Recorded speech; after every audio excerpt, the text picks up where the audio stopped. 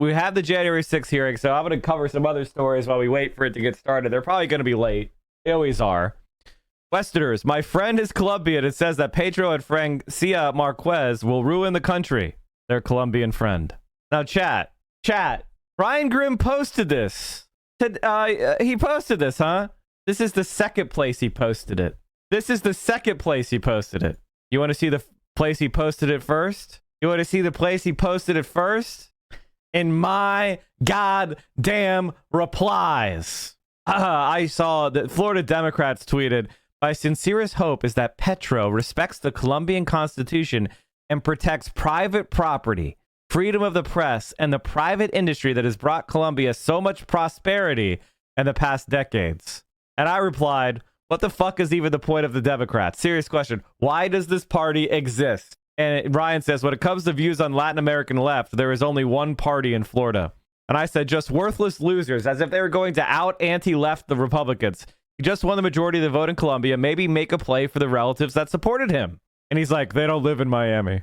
Now, I actually disagree with Ryan. Where the fuck? Didn't Lycus reply to me? I'm pretty sure Lycus replied. There it is. My name is Hans Heinrich Himmler Goebbels Villalobos III Smith. We moved the Smith to the end recently because English names are more prestigious nowadays. I am an everyday, normal Latin American person from Latin American country X, or perhaps even Latin American country Y. I am an authentic representation of the opinions of my people. Mine people yearn for freedom. We are ruled by a terrible, awful dictator, Indio. He is ruining our country. You see, in the past, our country was rich and prosperous for all the right people. But now everything is simply pure chaos. He even took my father's slaves, enthusiastic and loyal workers, I mean. These days, a normal family like mine can only afford 3 live-in maids and 2 mayordomos. They've simply taxed us too much and are stealing all of our money. The economy is in free fall due to the terrible management of these disgusting, inferior, socialist, communist, narco-traffickers. One moment, please. That's the stuff. It's actually gotten so bad that my friend Hilda told me that there was an Indian child in her private German school.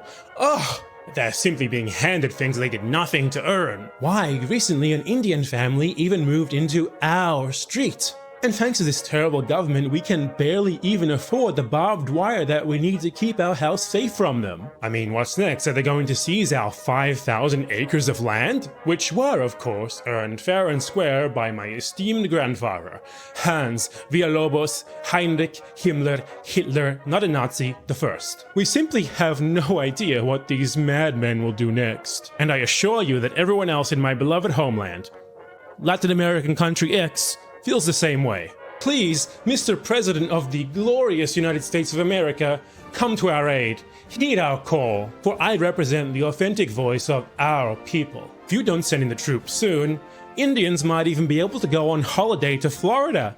Imagine, Indians in Disney World. Disney World is no place for servants. Nein! It simply cannot be allowed to pass. Send in the troops at once, Mr. President. I, Hans Himmler Goebbels Villalobos III Smith, the official president of Latin American country X, hereby officially proclaim that the people of our Lebensraum yearn for freedom. Give it to us. Give it to us now! AKA, that's the Democratic Party of Florida. Yeah. Yeah. Truly the best. Truly the best. Oh yeah, Hogwatch? Yeah. I spent Juneteenth all day in the hot sun hoeing and pulling weeds and thinking about what it would have been like to have been a slave. At the end of the day, I thought about what it would have been like to be an aborted baby. I got to see the sunrise and the sunset. Former Republican Congressman from Iowa, Steve King. I had a reply.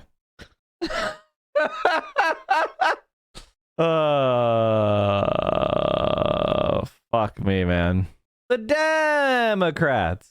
I mean, look at this. This is the Democratic Party. Their plan to win the midterms is to give you $20. Joining us now at the table, former Treasury official and Morning Joe economic analyst Steve Ratner to talk about that gas tax holiday and when these prices might come down. Steve, good to see you. You've got your charts with you. I take it you're not as excited as the White House might be about this gas tax holiday. I'm having a hard time finding anybody who's excited as excited as the White House is about this gas tax holiday. They may not be as excited about that as deep down, if you gave them truth serum, I'm not sure how excited they would be. So what's the first chart here? We're looking at the chart, benefits or lack thereof. Yeah, so I heard Brian Sullivan earlier talking a bit about this. So let me show you some numbers and put some flesh on the bones. The average American adult uses 1.8 gallons of gasoline per day. Multiply that by 90 days. This is a 3-month program. So that's 162 gallons of gas used by the average American. You multiply that by the 18.4 cents of federal gas tax, get to $29.80. Brian talked about 40-50% getting passed through. I'm being more generous based on some other studies. I think 80% gets passed through.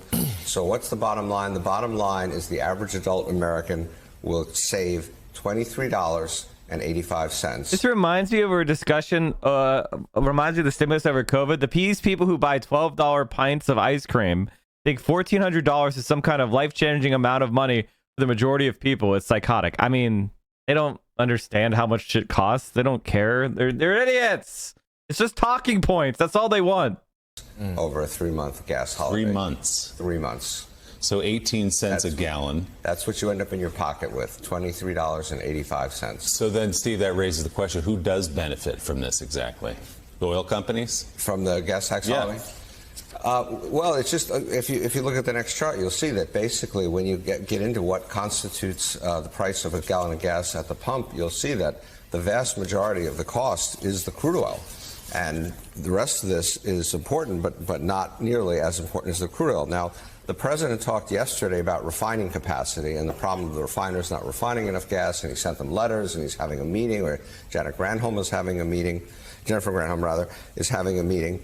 But you can see, in fact, if you look at that little red circle in the upper right corner of the chart on the left, that profit margins for the refiners have gone up. Well, why have profit margins for the refiners gone up? Because if you look at the chart on the right, our refining capacity has gone down. 5 refineries have shut in America since the pandemic hit for a variety of different reasons. And the rest of the ones that are left are running at full capacity. And so in that kind of a scenario, yeah, the refiners are going to make a bit more money. But as you can see, relative to every other piece of the puzzle here, it's not a lot. Now, the president also talked yesterday about invoking the Defense Production Act.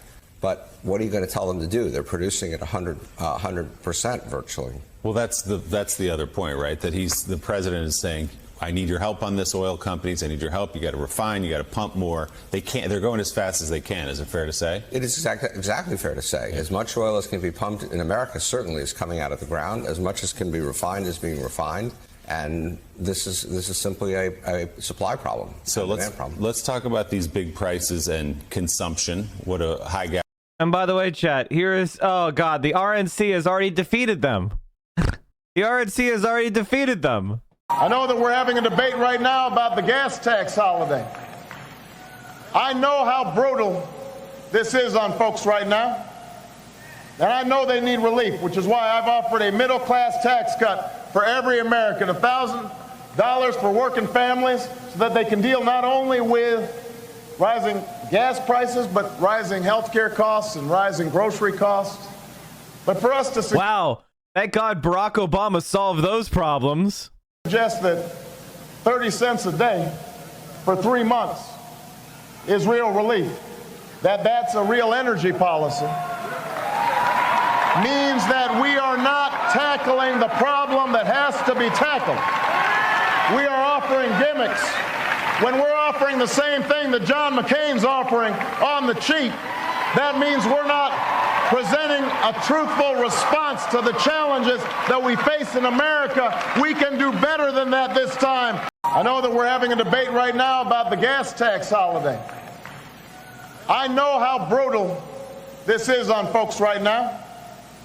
And I know they need relief, which is why I've offered a middle-class tax cut for every American, $1,000 for working families. In 2008, Barack Obama bashed a gas tax holiday as a gimmick. For us to suggest 30 cents a day for 3 months is real relief, and that's a real energy policy, means that we're not tackling the problem that has to be tackled. Well, he didn't fucking tackle it, did he, chat? Democrats just discredit government action with their very existence. This is just a total loser I mean, like, can Joe Biden be a bigger fucking loser? I mean, I'm sorry. I'm sorry. All right, chat, we got a new Gravel Institute video. I'm gonna hard pivot away from this. I'm just very pissed off. I'm sorry, chat. I hate when I see this stuff happening and I predict it and I know it's gonna happen and then it does happen. And literally what's happening is who's winning? The far right in the United States, the far right in Europe, the far right around the world is being empowered by this. And hopefully the left in Latin America. Ignoring a third of the world's population with China and India. Incredible, isn't it? Ukraine has more bodies than Russia. 200 guys are dying a day, dude. My God, what do you think this is? Hoi 4? This is real fucking life, man. Jesus. If your business model depends on paying your workers starvation wages, you should not be in business. The federal minimum wage of $7.25 an hour hasn't been raised since 2009. That's the longest period without an increase since the minimum wage was enacted. Meaning today's minimum wage is actually worth far less than it was in 2009. This is an insult to American workers and bad for our economy. It's far past time to raise the minimum wage to at least $15 an hour. Today's federal minimum wage is a starvation wage. A full-time minimum wage worker can't afford a 2-bedroom rental in any city, county, or state in the entire country. Meanwhile, billionaires like Jeff Bezos can afford a DC mansion with 25 bathrooms and 5 living rooms, just one of his many mansions. Now, the current minimum wage isn't so low because these workers are worth less than they were years ago. Quite the contrary. If the minimum wage had kept pace with workers' productivity increases since 1968, it would be over $22 an hour today. Even so, conservatives are out to scare you about raising the wage. Let's debunk each of their talking points. Myth number 1. If businesses have to raise wages, they'll cut employees' hours or cut jobs altogether. Rubbish.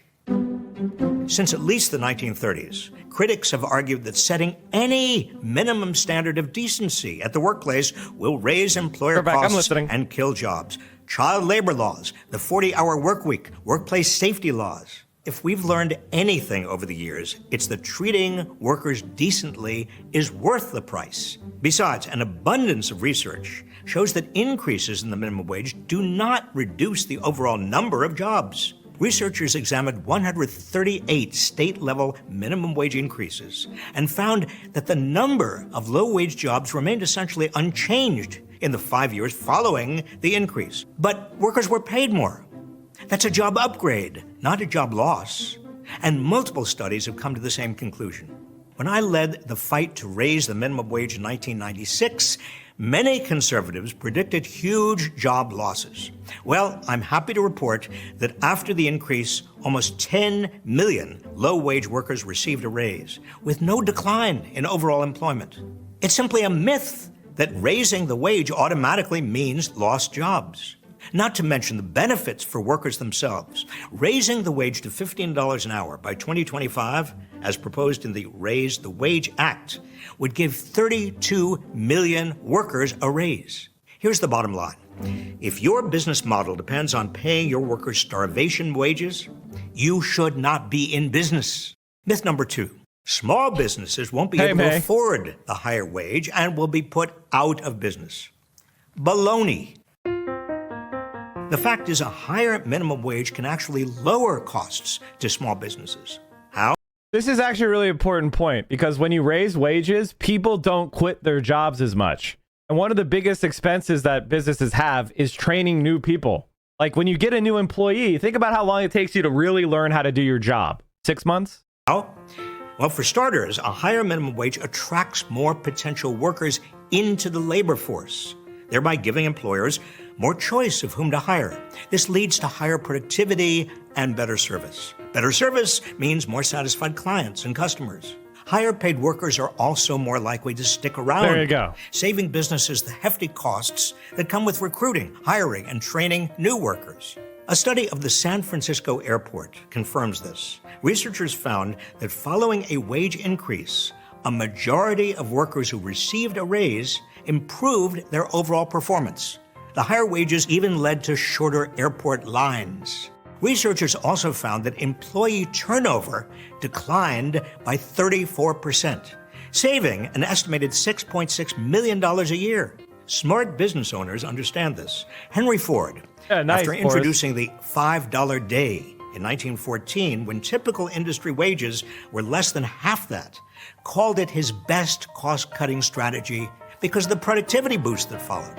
Myth number 3. If the minimum wage is raised, prices for everything will skyrocket and lead to widespread inflation. Wrong again. Researchers have found that for every 10% increase in the minimum wage, prices increase by less than 0.5%. And it's a temporary price increase, occurring only in the month the wage hike goes into effect. No way this sparks inflation. In fact, the minimum wage needs to be raised so it can keep up with inflation. Because of inflation, today's minimum wage is worth almost a third less than it was worth in 1968. And since it was last raised in 2009, it's lost 17% of its value. This means that compared to 2009, minimum wage workers have lost $3,950 every year. So that's why a higher minimum wage would boost economic growth. 70% of the economy depends on consumer spending. So more money in people's pockets means they can spend more on the goods and services that keep the economy going. Oh, and raising the minimum wage would reduce the amount of money taxpayers spend on public assistance that families need because their breadwinners don't make enough to live on. It's estimated that nearly half of federal minimum wage workers' families are enrolled in at least one safety net program, costing the public $107 billion every year. That's right. Our tax dollars are subsidizing corporations that don't pay a living wage. Myth number 4. Most minimum wage workers are teenagers making some extra money on the side. They don't need a wage increase. More rubbish. While this might have been the case in 1968, it's in 1968, they were raising the minimum wage. That's the funny thing. They were raising the minimum wage like crazy in 68. When it was actually true, they were raising it all the time. Certainly is not now. Today, only 1 in 10 workers who would benefit from a $15 minimum wage increase is a teenager. More than half of them are between the ages of 25 and 54. More than half of them work full-time, and over a quarter have children. Today's minimum wage hurts people who are in their prime earning years, preventing them from... More of them probably would have children if they could afford it. Building wealth and establishing financial security. Raising the minimum wage would also help reduce racial I haven't seen that yet, Radical. Thank you. Minimum wage increases and expansions in the late 1960s reduced the income gap between black and white workers. Raising the wage would have a similar effect today because black workers, Hispanic workers, and women comprise a large portion of today's low-wage workers. In sum, raising the minimum wage is good for workers, good for businesses, and good for the economy. In addition to all this, raising the minimum wage is the morally correct thing to do. It ought to lift working people out of poverty, not keep them in it. We're the richest country in the world, home to the richest people on the planet. We can and we must treat our workers with the dignity and respect they deserve. That starts with paying them a living wage. Based. There you go. Really valuable stuff. And that just dropped, chat. You're one of the first 1,000 people to watch that. Hell yeah. Go and make sure you are subscribed, the notification bell on for the Gravel Institute. Great. Honestly, one of my favorite content creators, period, on the internet. I'm incredibly happy that they exist. Also, chat, I would highly recommend the EPI. If you are kind of a nerd and you want more in the way of like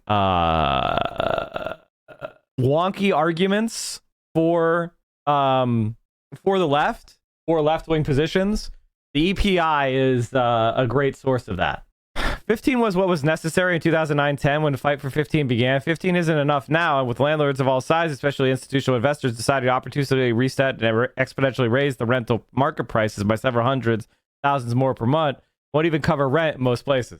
Well, I mean, obviously you should raise it, but more than 15 at this point. True. A charnel house. A charnel house. Here. This is a charnel house. The vault or building where human skeletal remains are stored. So if you turn a country into a charnel house, that means there's a lot of dead people. Anyway, fifth one, workers' wage growth is driving inflation. Nominal wage growth, which faster relative to the recent past, has lagged far behind inflation. Meaning labor costs have been dampening, not amplifying inflationary pressures all along. Corporate profits are not contributing to inflation. In fact, fatter corporate profit margins have driven over half the increase in prices. This is not normal. From 1979 to 2019, profits only contributed to 11% of price growth. Ignoring the role of profits makes inflation analysis a lot weaker. Myth 3. Federal relief and recovery measures overheated the economy and fed inflation. Evidence from the past 40 years suggests strongly that profit margins should shrink and the share of corporate income going to labor compensation should rise as unemployment falls and the economy heats up. But the exact opposite pattern has happened so far in the recovery, casting much doubt on inflation expectations rooted simply in claims of macroeconomic overheating. In short, the labor market is strong, but it's not overheating. Myth 4. Removing import tariffs will be a major tool to fight inflation. Tariffs were put in place far before early 2021 when inflation began rising, and eliminating tariffs could not significantly restrain it. Furthermore, removing tariffs would not be costless. Tariff removal would result in job losses, plant closures, cancellation of plant investment, and further destabilization of the domestic manufacturing base, which would increase domestic dependence on unstable import supply chains, which is exactly one of the causes of inflation, is the long supply chains and the shipping companies are price gouging. We're paying huge premiums to the shipping companies who have the container ships to bring shipments from China. The price of shipping a container from China has increased like 10 times since the start of the pandemic.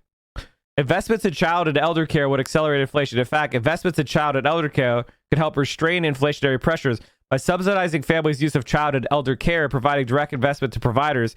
Investments could boost future labor supply by allowing working-age parents or children who want to look for paid employment to do so while remaining confident their family members are receiving care. So basically, everything that the media is saying right now is going to lead us to a fucking disaster. That's not a YouTube channel. That's just a website, EPI.